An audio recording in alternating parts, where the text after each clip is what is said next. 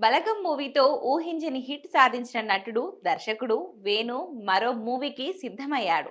భారీ బడ్జెట్ తో తెరకెక్కబోతున్న ఈ మూవీలో తెలుగు, తమిళ ఇండస్ట్రీకి పరిచయం ఉన్న తమిళ నటుడు కార్తీని హీరోగా తీసుకోవాలని నిర్మాత దిల్ రాజు నిర్ణయించారని సమాచారం.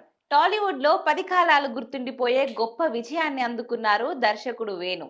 తన నెక్స్ట్ సినిమాగా ఎల్లమ్మ మూవీని ప్రకటించడంతో షూటింగ్ ప్రారంభించక ముందే సినిమా చర్చనీయాంశమైంది.